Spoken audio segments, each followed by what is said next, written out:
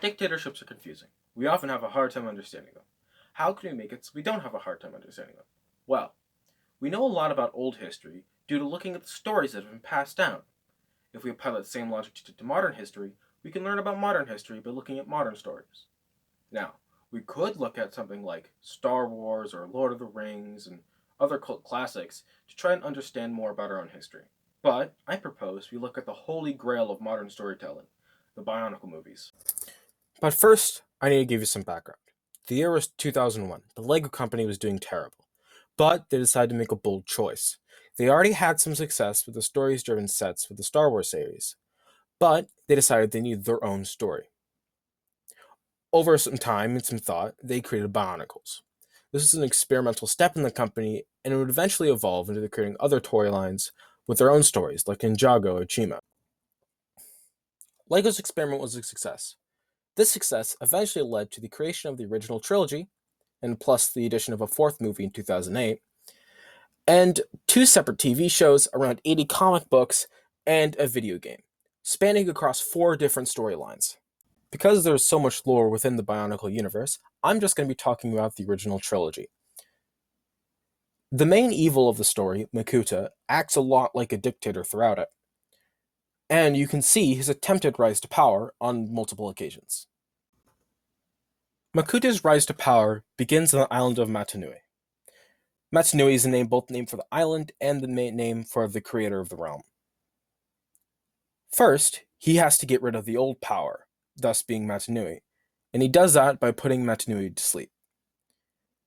Once he does this, he attempts to seize control of the island, but this ultimately failed as Matanui sent 6 guardians to defend the island in place of them. These guardians were called the Toa.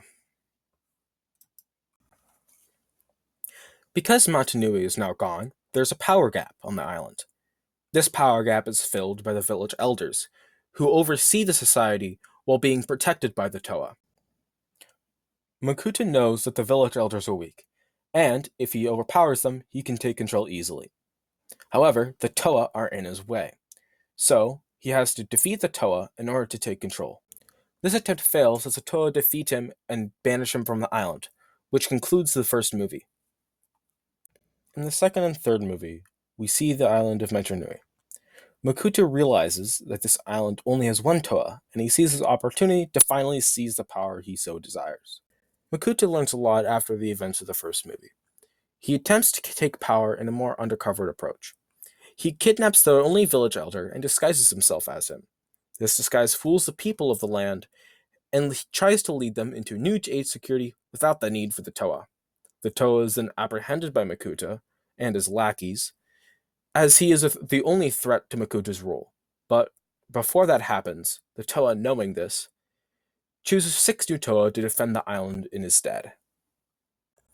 Word of the Toa's disappearance spread across the 6 cities.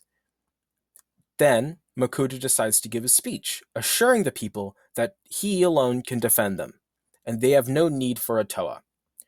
During this speech, the new 6 Toa make an appearance. Makuta sees the new 6 Toa as a threat. He attempts to publicly oust them. He puts the Toa underneath a series of trials, and as these Toa are brand new and don't know much about being a Toa, they terribly fail these challenges. Makuta then uses these failures as a way to rally the people against the new Toa. Makuta's attempt worked, and the people are now rallied against the Toa. The Toa now need to learn how to use their Toa powers, and fast, as Makuta's already putting his plans into motion. As the Toa try to learn how to use their powers, Makuta starts his plans. He sends his lackey to attack outer towns and calls more and more of these people in for his so-called protection. Eventually, the people find out that the guards protecting them are the same creatures that attack their towns. But by the time they find this out, it is too late and they are sealed in capsules, so the information never spreads. This continues until the entirety of the island has all of their villagers trapped in these capsules. Once the Toa learn how to use their powers, they then go to confront Makuta and attempt to vanquish him. Although they are still quite weak and unable to vanquish him. Through their combined power, the Toa are able to seal him in a crystal, never to be seen again. The Toa believe that Makuta's reign is now over. One problem still remains. The people are still missing. So the Toa decide to go try to track down these people. The people are being overseen by Makuta's army, which are trying to revive him. Here we see another reflection between Makuta's rule and real-life dictatorships. Although the dictator is gone, his allies and supporters still remain, and they try to take his place and fulfill his role. The trilogy ends with the sixth Toa defeating Makoa's army and vanquishing his supporters. The dictator's rule is finally over, and it ends in a revolution. Because he is gone, there is now a gap of power.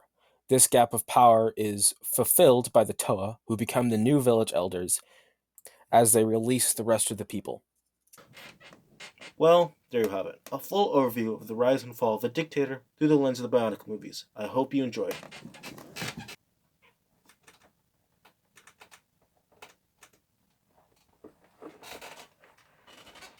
Now that was epic.